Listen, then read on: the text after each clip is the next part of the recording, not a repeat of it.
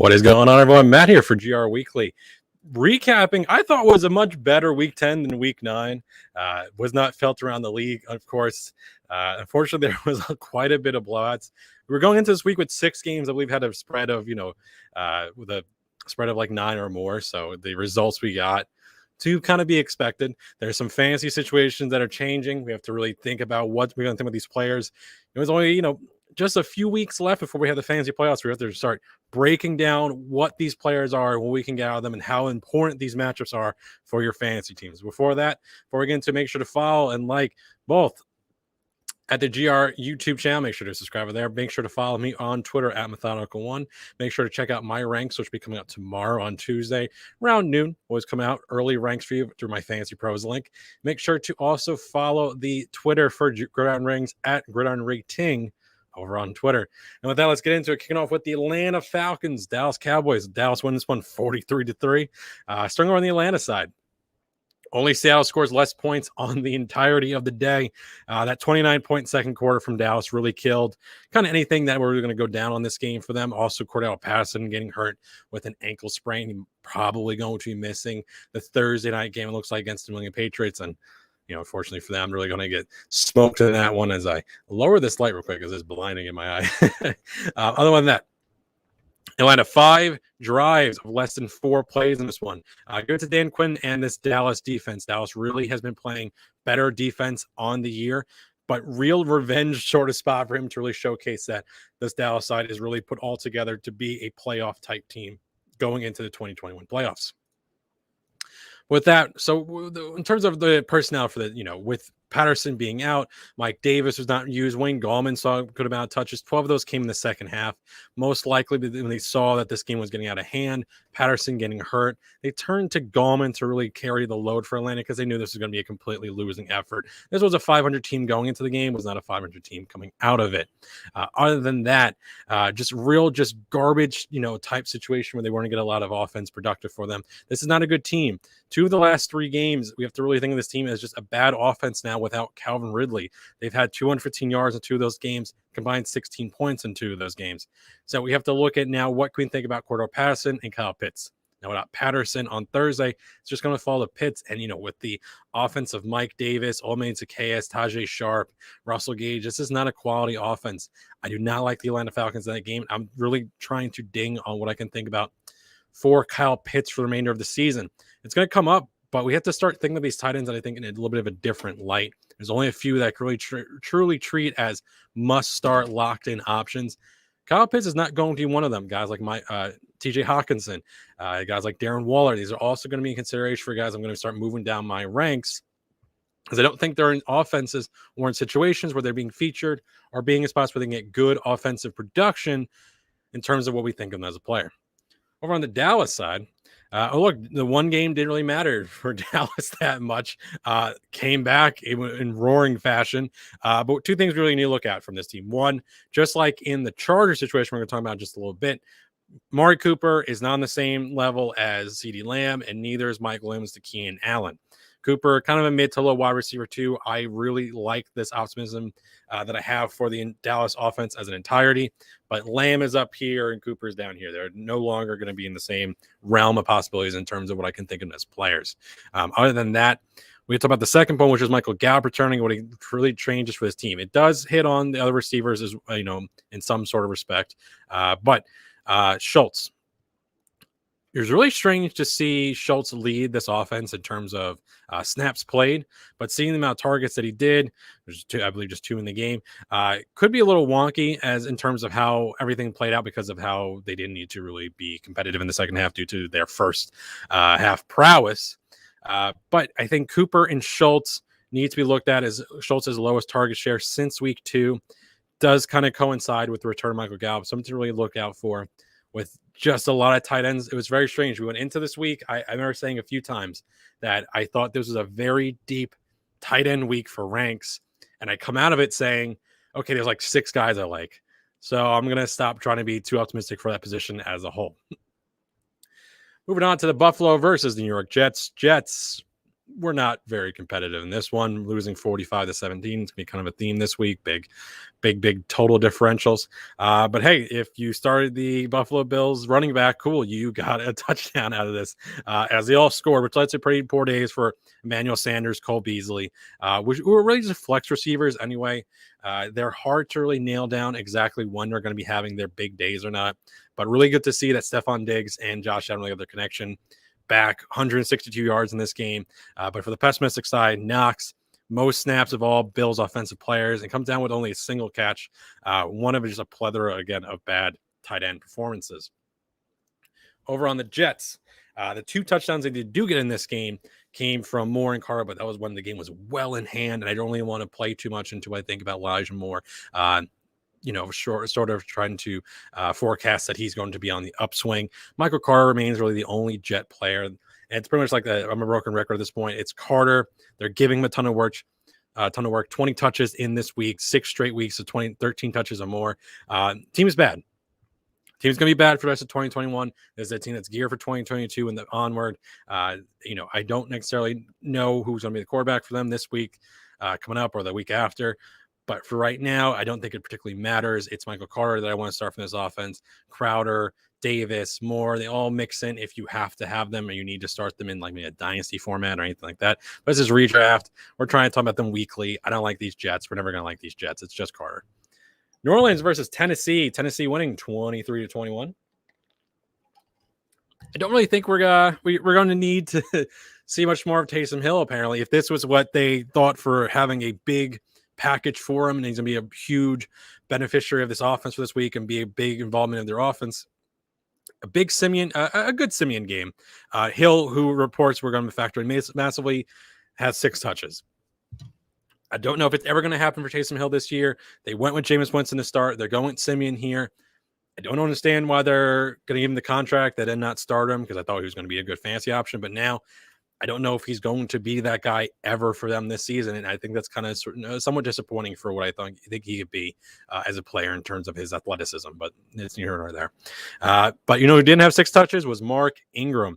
Turned back the clock with a 20-point performance in full PPR. One of the highest scorers on the week at the position. Played heavy snaps as well. 57 snaps, which would be 85%. That's extremely high for a single running back to be playing in a game. If Alvin Kamara is to miss the next week or a few weeks down the line, just keep playing Ingram. Next week against the Philadelphia Eagles, we just saw 2 running backs do pretty well against them in the Denver Broncos and an offense that really was unable to really move the ball efficiently, but they were able to get into the red zone and score here or there. But other than that, from the New Orleans side, I understand they have a few touchdowns. I don't think this Tennessee offense is that good. For me, it would just really be whichever running back or running backs, if Kamara is back. That's the only other guys I'm really saying is recommended starts from New Orleans Saints. Or to Tennessee. It's good that A.J. Brown was able to come back and play. That's good. Him and McLaurin both got hurt like very much around the same time. Chase Young also picked up an injury at the same time. It was like a 10-minute block of just, okay, everyone's getting hurt. It's going to be a disaster sort of Sunday. McLaurin came back. Brown came back. Didn't turn into a big day for McLaurin. Either of them, but A.J. Brown here. Bad that he only really saw, 4 targets, 16 yards. The offense as a whole wasn't particularly great.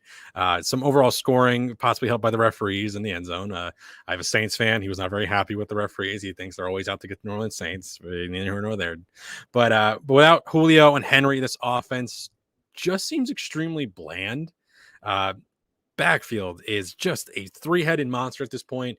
We didn't really think that Deontay Foreman was going to really factor this much in. It's not like they really factored as any for fantasy purposes, but all between 16 and 21 snaps. For him, that's very important. You just got to be on the field. You got to be able to touch the ball.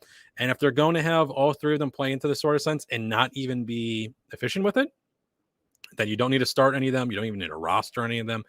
From a real waiver wire dash for all these guys now saying, I don't know if you need to even roster any of them. I'll give another week. We'll see what happens there. This was a situation where you were never going to be starting any of these guys no matter what. So let's see what happens when they're in a situation where they're playing, just middle of the road sort of rushing defense. Let's say they were playing the Philadelphia Eagles next week. Well, let's say like, okay, if we maybe get some, good looks out of Peterson, McNichols, or Foreman, but against this defense, it was expected, but I did not expect them to really split the work this much. The one thing is if they are going to continue to use 3 running backs, you're going to be in a really tough spot to just kind of try and figure out which one of these guys happens to be on the field the time a touchdown happens. And for that purpose, I'm not very optimistic about these Tennessee running backs anymore, like I was just a few weeks ago. Jacksonville versus Indianapolis. Very interesting game. Jacksonville loses 23-17. And I think that only happens because Indianapolis really decided to step off the gas. I don't want to say a team decides to let their opponent come back into it, but it really felt that way from Indianapolis. Colts just 75 yards of offense in the second half, over 100 total yards just in the first quarter, almost all from Jonathan Taylor, just right out of the gate. I thought he could have gone for 250 yards if they really let him to. I think that's really the optimal, the word there is let him. It feels like this Indianapolis coaching staff really just kind of keeps putting just blinders on their players. They just keep weighing them down and then not letting them really, get out and play to their full potential. Pittman and Taylor have been great starts, relative to what their value has been. But it always feels like they're leaving money on the table with these guys where they can have better games than what they are currently having. Even with the spectacular 126 yards that Taylor had, like I said, it feels like a disappointment after 70 total yards in the first quarter. He could have gone for 200. It just feels like a little bit of a disappointment that he didn't do so. Same thing for Pittman and Nyheim Hines. I did want to say, I had people ask me questions about Hines on Sunday. Should I start Hines over X, Y, or Z? And my issue with him was I didn't want to lean too much into the Indianapolis coaching staff, utilizing a player who almost led his position in receptions just last year. Now, I still think he's the third best player in this offense, but that might not particularly be saying anything. So let's see what happens in a more competitive game in terms of if they're going to be playing 4 quarters or not. Because for all intents and purposes, they just kind of got the 17 points they got in the first quarter and then just coasted for the rest of the game. But with that, I really don't want to say that Hines is now a firm sit after just saying he was looking pretty good just, 24 hours ago or 48 hours ago for that matter. Jacksonville, though, we got to talk about Dan Arnold.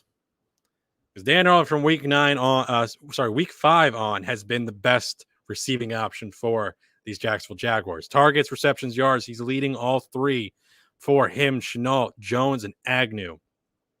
Dan Arnold, again, he was one I actually named out specifically when I was talking about tight end felt pretty good. Tight end felt pretty deep. You didn't have to start Dan Arnold. Now I think you should be starting Dan Arnold. I think he's going to be a guy we're going to be talking about as a top 12 guy because for the Jaguars' purposes, they're looking to him to be their leading receiving option. Shenault is just bad. He's just not that good. That's the issue. Is it partly the Jaguars don't want to use him effectively? Sure. Is it partly, he's not getting the rushing work, 164 yards since week 5, 174. If you add the, 10 rushing yards he got, he's just got like 30 on the season. Agnew is getting more involved in that regard. He had a huge carry last game. Marvin Jones, I think, is a better pure receiving option. I just don't see under a reason why you really need to roster Laviska Shenault. There was that one game after, we had, I can't remember his name right now when he went down for the season. I'm totally blanking on that Jaguars receiver. But after the I need to look this up. Oh my God, this is gonna bother DJ Chark. Once DJ Chark went out for the season, it was a real difference point as to what these guys are going to be involved with. The Jaguars didn't decide to focus in on Jones or Shenault. They decided to spread the work around some more players. Now you get Agnew. Now you get Dan Arnold. For my purposes, I think the only 2 players I'm recommending as starts in any sort of capacity would be James Robinson and Dan Arnold, because relative to positions, they are very valuable for what they've been doing. Arnold's been the best just pure receiver on this team no matter what. But that's really going to be the only plays I see from Jacksonville, just until further notice. I Jones and Shenault sits/cuts. That's what I look at from them. You don't need to be, I think, at this point in the season, unless we're dealing with injuries. At this point, we're kind of past a lot of the buys. I don't think you should be screwing around with these players. It's really just they just put it on the table. Cleveland versus New England. New England is 45-7. I got this game completely wrong, at least partly wrong, because Cleveland was really bad. Jonas Johnson got a lot of touches, so maybe I'm still bad at what my recommendation was. Top 24 back, I didn't think he would be as good as he was. He got just an absolutely massive workload. That will change when Nick Chubb is back. New England just really destroyed them on the other side, just completely outcoached them in every sort of way. Jones and crew were just really able to pick them apart. Ramondre Stevenson, one of the best weekly, performances for week 10. Have no issue saying was wrong on this New England side whatsoever. Cleveland went into the week as a bomb 5 option for running backs against them in terms of points allowed. And New England proved me and the Browns just hella wrong on that regard. Just great game from Ramondre Stevenson. I got a buddy out there, Frank Duffy, who would definitely be very happy with the Stevenson performance for sure. But love to see Jacoby Myers come down with a score. Very happy for him. But the more important pass catcher we got to talk about is Hunter Henry. Because I'm a bit mad that I was in on the wrong New England tight end. I talked up both. I think I had them both as top 12 players in my preseason ranks, but I was a little bit higher on Johnny Smith. But man, just Henry's been scoring a ton every week. But week 4, he has scored a touchdown. Atlanta and Tennessee on the docket next. Hunter Henry needs to start be looking at, as I think, as a replacement for some of these top 6 guys. Kelsey, Andrews, and Kittle, I feel very firmly about being better options than Hunter Henry. Kyle Pitts, if Calvin Ridley returns this season, I think I'd still prefer Pitts. But Hockenson and Waller, I'm very much not sold on right now, kind of at all. And we'll get to them in a little bit, but I think Hunter Henry needs to be looked at as a top 5 option, almost at the worst. Very just excellent player right now, and he needs to be in your starting lineups. He's going to be ranked very favorably until I'm not. And again, if this Thursday night game gets very uncompetitive and they don't use Hunter Henry that much, whatever, I'm going to go back to that the week after. I think I really got to stick with Henry. I think he's going to be a player who can win some leagues if he's going to be continuing to just be so focused on in the red zone. Jones loves Henry, and this is a very much a tandem. If they're going to he's going to favor Henry going into next year. Johnny Smith, I don't even know why they even have that contract for him. Just get rid of him. Feature Henry. I love this for Henry going forward for sure. Detroit versus Pittsburgh. This game ended in a tie. And that's really effing funny to me. So I'm just going to write off the Pitt side because Mason Rudolph is bad and he's worse than Ben Roethlisberger. And if you're listening to people who say that Mason Rudolph would be better than Ben Roethlisberger, you should not be listening to those people. Those are trolls. But Big Ben, I think if he was back, this would have been in destruction on that side because we're just able to get good games at least from Najee Harris and Deontay Johnson. It sucks for Freiermuth, though. As a rookie, I really feel bad for the guy just fumbling away at the end of the game there. A lot of dumb stuff happened for him to even get to that point. But I really feel bad for him in a particular sense that, he feels like, he led to that result. I still stick with Freiermuth. I like the guy. I think they're really trying to get him involved as a third option for this team. Detroit, on the other hand, yay for DeAndre Swift getting 36 touches. Boo for what that can mean as a long-term sort of situation for him. What's up, NBA Riggs? Welcome to the stream. But man, the Lions don't deserve DeAndre Swift. I can tell you that. They also might not deserve TJ Hockenson.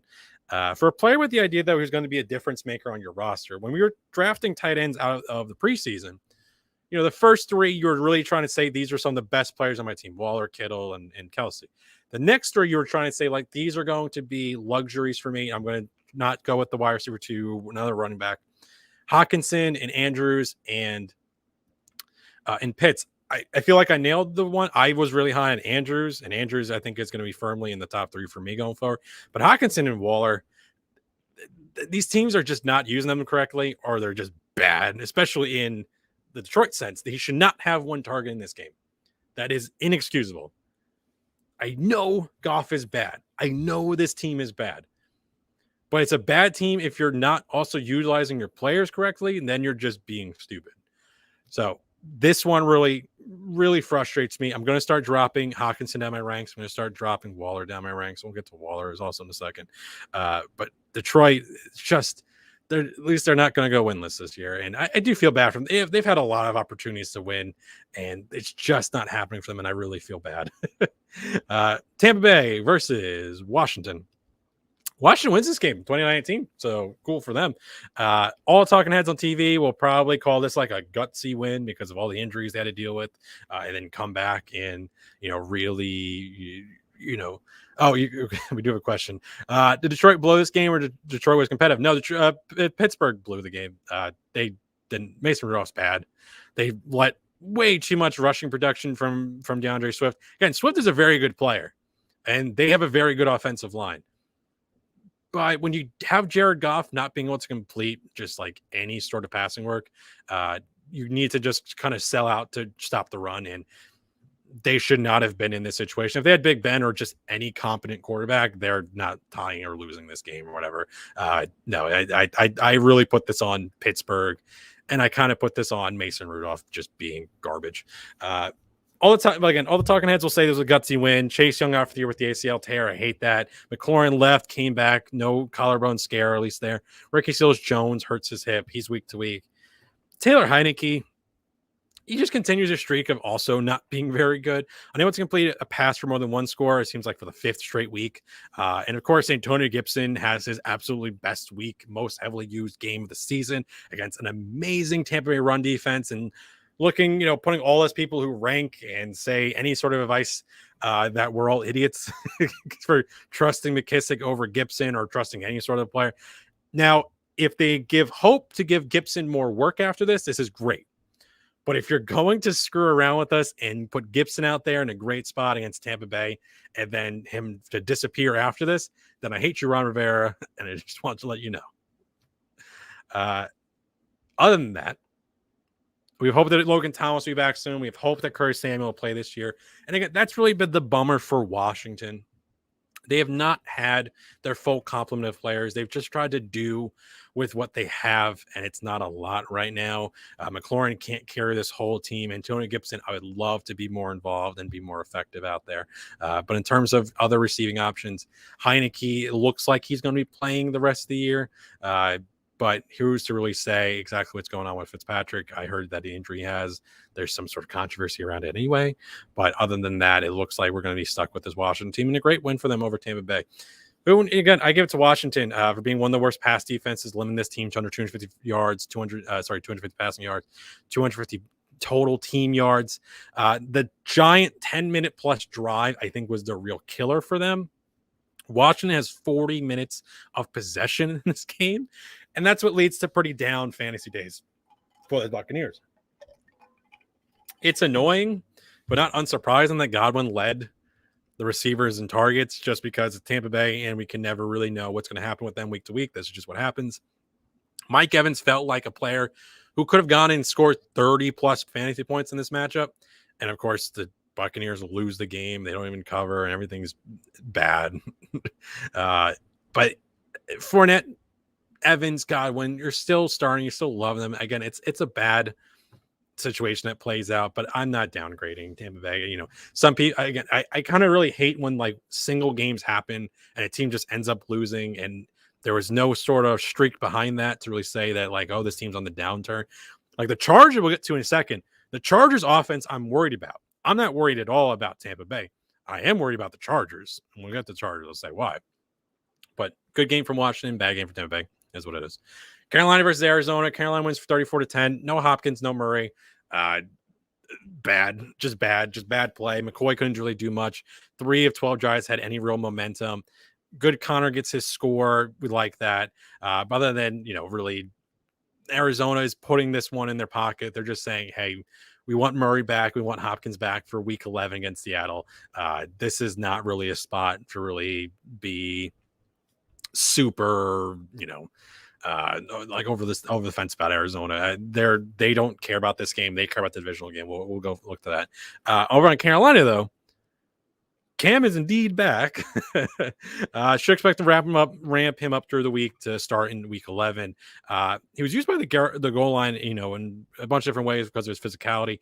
That was the real reason that he only just saw just purely all his play in this game in that regard.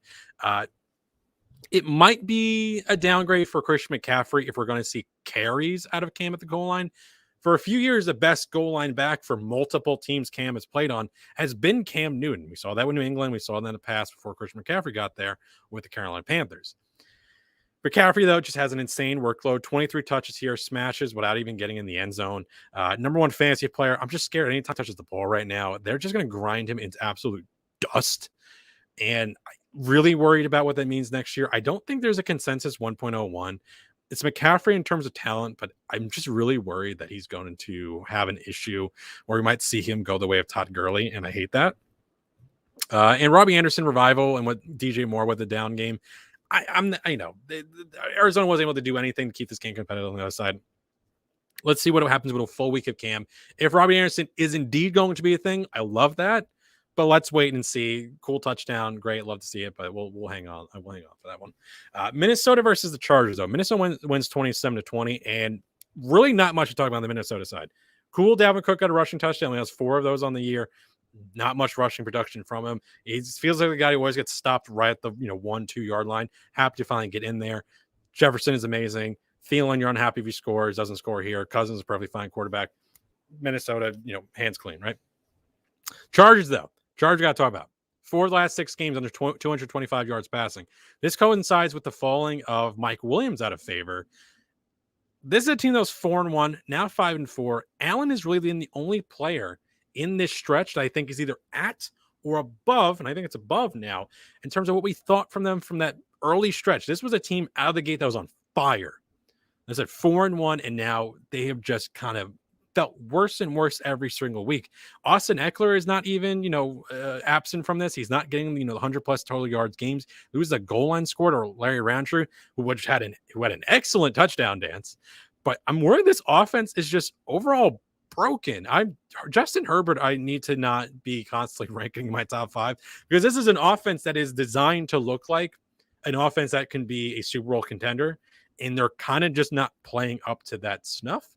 And I need to start bringing them down a little bit, because they're just kind of not proving me right, and I hate that.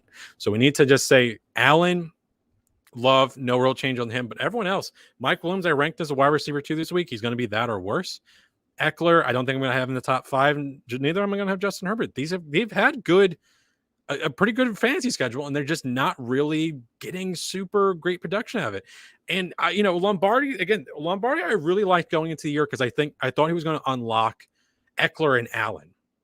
And a lot of people thought Mike Williams would be a beneficiary as well, but it didn't really seem to fit his style.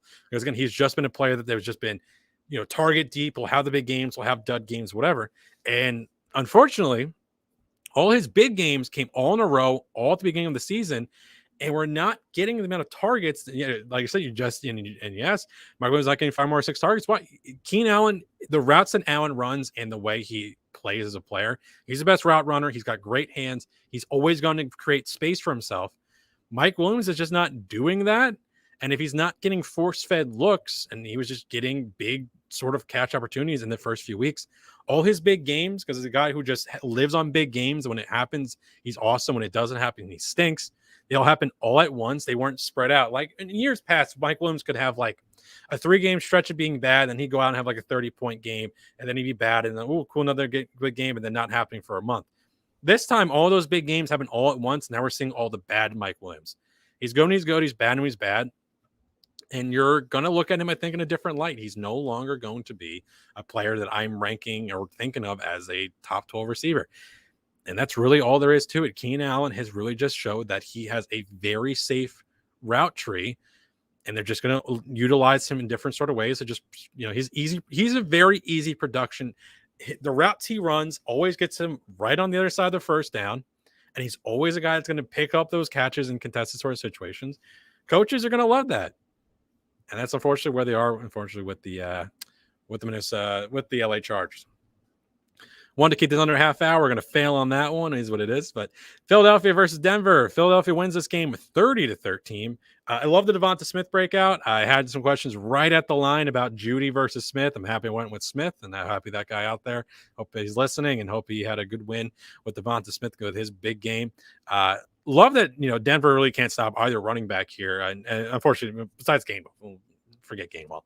But Jalen Hurts, another week of him just underthrowing a pass in the end zone. I don't know if it was in the end zone, but he underthrew a bad pass, and does that like weekly. But keep firing up with Hurts. His rushing is just so valuable. His whole team has been running extremely well. Again, the Detroit game, whatever it is, but going against Denver here, if it's going to at least be Howard and Scott, and not Howard or Scott, or Howard or Scott or Gainwell, I'm fine. If it's just 2 of them and they're both good, just like Denver, at least we have some options. We need running back options. We're just in such a bad spot running back wise.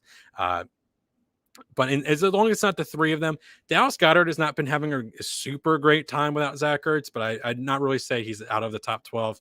Tight end we had a really bad tight end week after Mark Andrews had a really good game over on Thursday night. We didn't really pick up too many good spots after that. So I'm not ready to say Goddard is way out of the door. Unlike some of these other big name tight ends moving down the list, Goddard wasn't thinking it was like a top 6 guy. So, but over on Denver, getting to the point where I really only start the running backs. Teddy Bridgewater is not really pushing the envelope, and none of these guys are really showcasing over one another that they should be the true alpha receiving option. They're all just good. And again, this includes Sun, who I think is more talented than the other guys, but they're not gaining any more, target share than the other. We had like 9 targets though for Judy in this one. Didn't really do a whole lot with it. The running backs are good RB2s. The rest are wide receiver 3s or a low tight end 1 option. It's a very easy team that I just really like starting Javonte Williams and Melvin Gordon. Melvin Gordon especially, I think he's been one of the best picks because he's just been a very good RB2. We don't really have a lot of good RB2s. Guys like him, guys like Josh Jacobs up until this week, we don't really have a lot of those guys where they're not make or breaking your week, but they're never really letting you extremely down. They're just good, and good is good for me. Seattle versus Green Bay, 2 more games on the docket.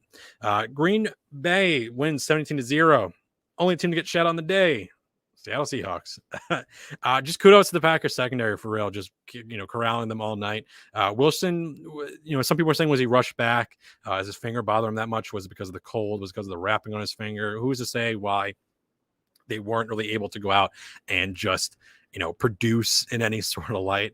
But I think the bigger talking point for this game is going to be Aaron Jones, right? Let's skip all the Seattle Seahawks stuff.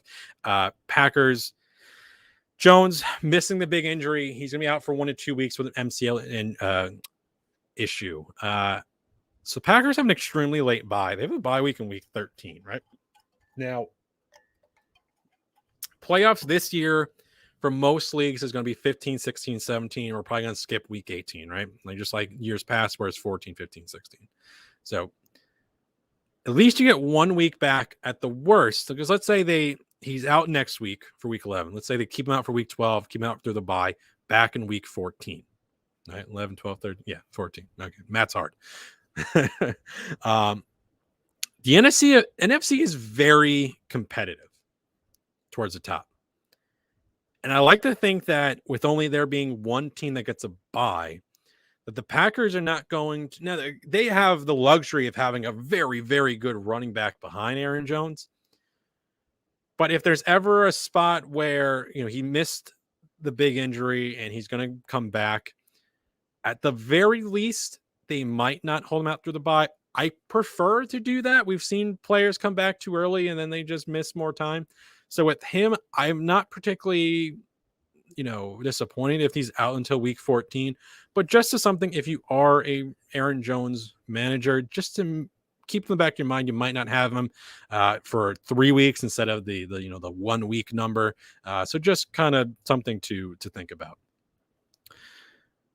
Maddie, could you do a show on waiver watch or start sit for playoff weeks? I have no problem.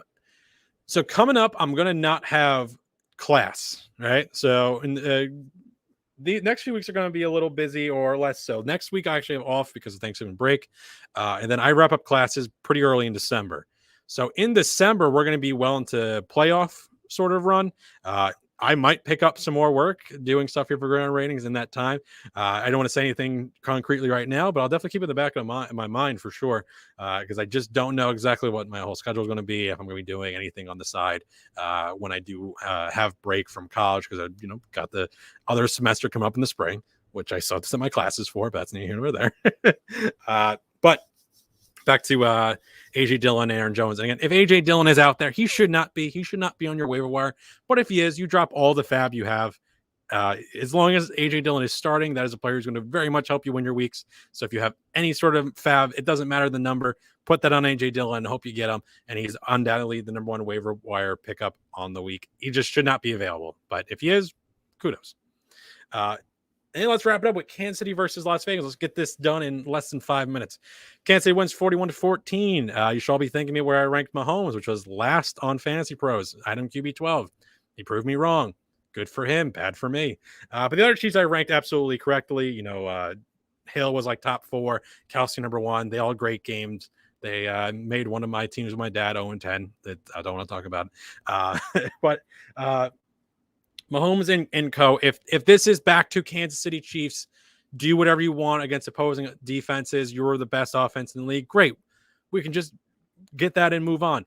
If they bounce, if they rebound back to being a disappointing offense in the week, then we got to talk about it. Was it just an isolated thing here against Vegas? Are they a bad defense? Did they just try and, get into first place? Is the NFL rigged and everything is just going according to plan to make things interesting? But they did anything they want against the Vegas defense. Darrell Williams, the one running back on the week. I hope they target Clyde Edwards-Helaire like they are Darrell Williams. If they do, Clyde Edwards-Helaire, when he comes back, is going to win some people's fantasy championships because this running back group is at least getting targets through the air, which they were not showcasing early in the year with Clyde. So just keep that up if Clyde is back, and we are all happy for that. Rest of season, Herbert or Carr, fantasy points per game. I'd like to say Herbert, but I do not know because the Chargers offense has been garbage. So for now, I'd like to still lean Herbert, and I'm not comfortable with that, but I am leaning Herbert, and it's like a 51%, 49% sort of lean for that one for sure. On the Raiders side, pick which player you were disappointed in because they were all bad and terrible in this one. But for me, it's probably Darren Waller, right? So Waller, that week 1, 19 targets he saw, that was a fever dream at this point because what he has done since is nowhere near that week 1 performance whatsoever. Since week 1, he's gone on average 7 targets, 5 receptions, 55 yards per game. Has only 1 score in that 7-game span. They're not featuring him. They're not getting him in scoring opportunities. Darren Waller had a touchdown called back last night. I hate that. So I even have a lot of Darren Waller. I just don't like when, I can see that it's a player who needs to get some scoring done for his people who rostered him, and it doesn't work out because of the refs. So what are you going to do? But Waller and Hawkinson, I think, are not extreme must starts at this point.